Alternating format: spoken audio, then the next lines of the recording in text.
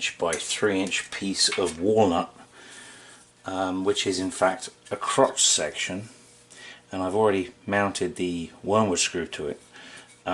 It's got quite a significant inclusion here, which I'm going to turn away and put a tenon here to put in the chuck, and I want it in a small chuck, small jaws, because I want as small a foot as possible.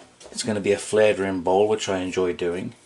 Has a little bit of a crack here, which I'm going to fill with CA glue, which is simply where the crotch section is. So I'm going to remount this to the lathe now.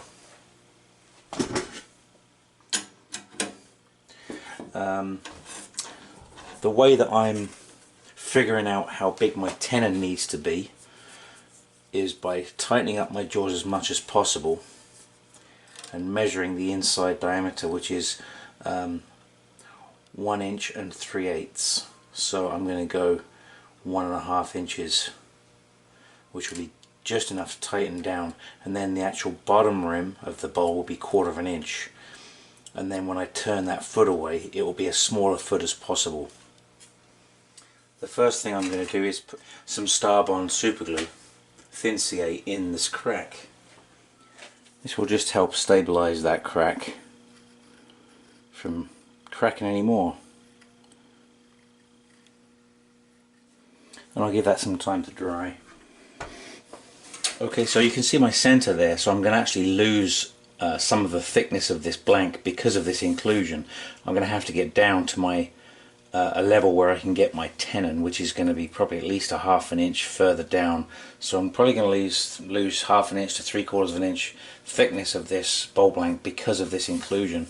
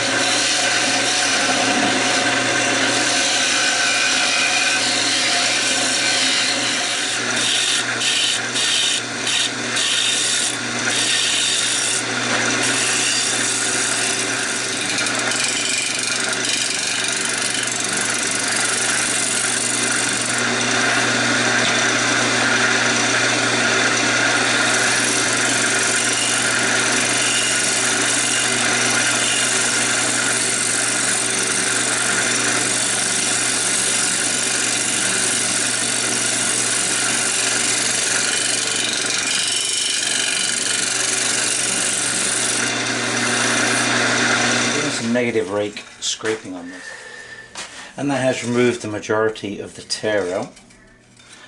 This is a tool that I repurposed to a negative rake scraper. It's not the best grind, but it does the job really well. So what I'm going to do now is I'm going to sand this right down to 400 grit and apply my usual finish. Okay, so I've sanded this down to 320 grit, and I've cleaned it with alcohol and applied some sanding sealer and let that dry. And now I'm just going to denib that with a piece of scouring pad, and just to even out that surface.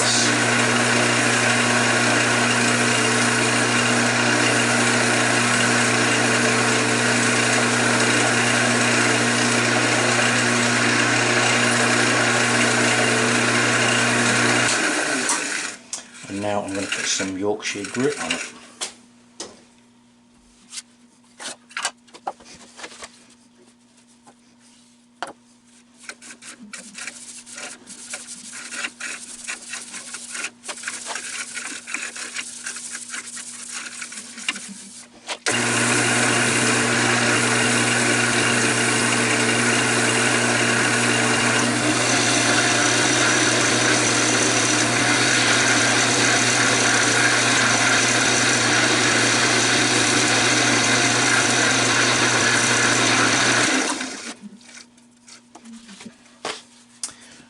fresh paper towel. We'll just make sure we remove any residue.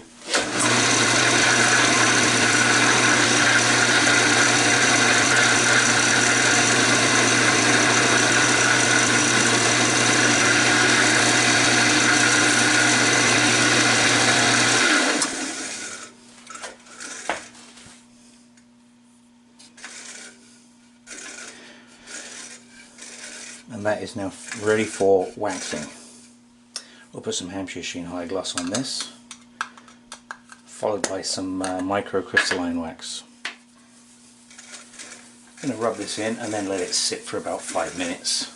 Let the solvents vap off so that all that's left on the surface of the bowl is the wax components of Hampshire Sheen. And then we can buff it to a beautiful shine. So I've polished this with Hampshire Sheen and I've now applied some Hampshire Sheen microcrystalline wax, which has now gone tacky. I've left it sitting for about 10 minutes and now I can lightly buff that to a shine.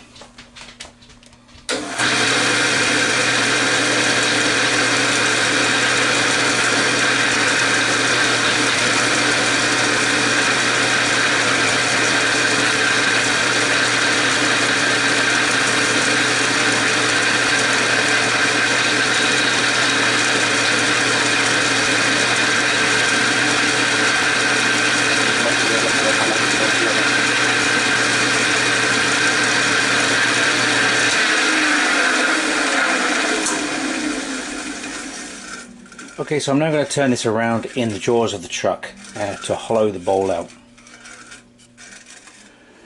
I don't think I could have got the tenon any smaller to fit in the jaws of the truck, but it is held securely, it's not moving, so that's a good. What I'm going to do is bring the tailstock up to support it while I start the rim, because I want this to be fairly thin, because I'm considering doing some piercing, which I still have never done.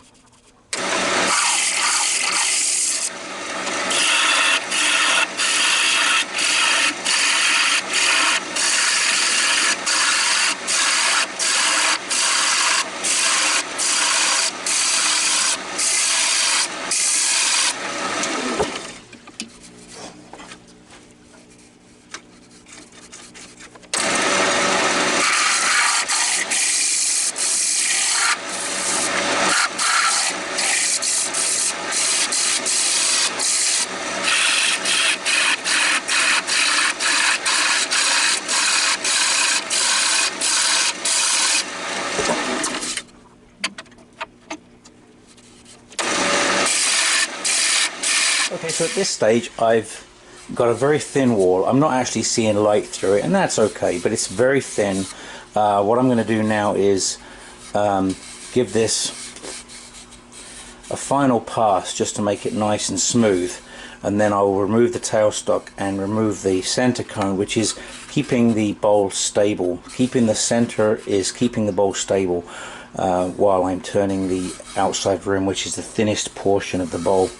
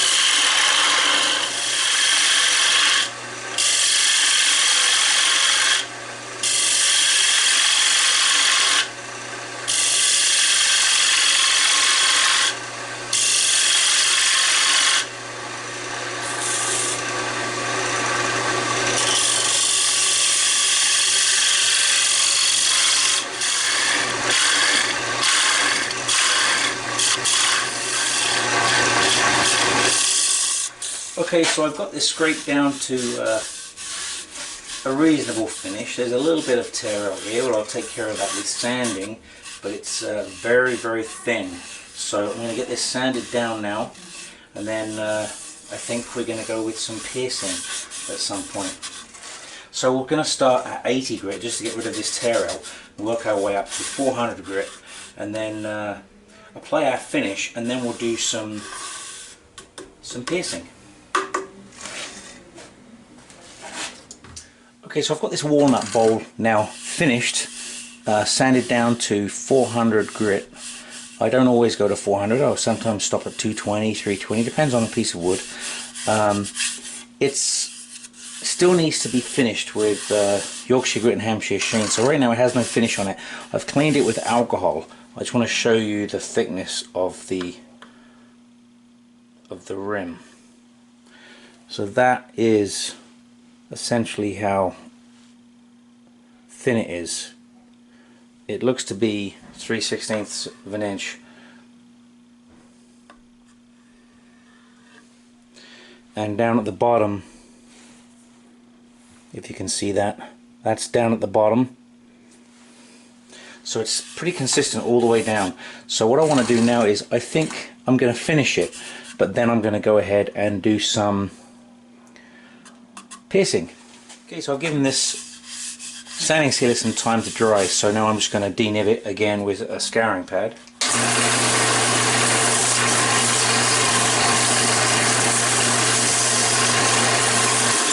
This is really where a reverse would come in handy, is your finer grits of sandpaper, denibbing and everything. To have that reverse feature would be fantastic, because the fibers would get cut both ways.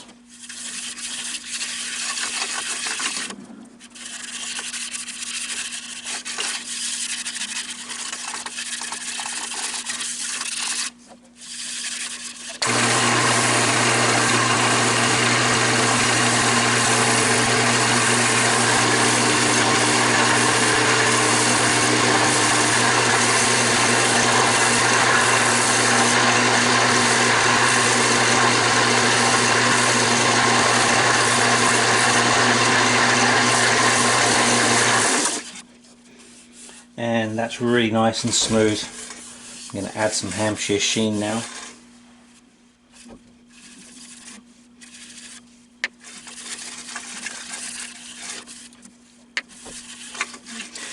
And again, I'll let that sit for about 10 minutes to go tacky dry, and then I'll buff it. And then we'll do the microcrystalline as well. Then we'll be on to doing some piercing, which is new to me, but I have this pretty cool kit for doing the job, so hopefully I've just got to come up with some kind of a design. I'm not quite sure what I'm going to do yet, but we'll see. Okay, so the inside of the bowl is finished, and at this stage I could call this bowl complete, but what I've decided to do is, as if you can see in here, I've put 2 lines with a pencil, and I've decided to take my power carver to this. I've never done power carving before. I've probably had this for a couple of years and never used it yet. But it's going to be noisy because the compressor is going to kick in, so I'll show you some of what I'm doing here, but I'm not sure if it will pierce through or just be surface carving to some point, but I just figured we'll give it that extra dimension in the bowl on the inside. So let's just see how this goes. I wish if I had a lock I would lock this, but I do not have a lock on it.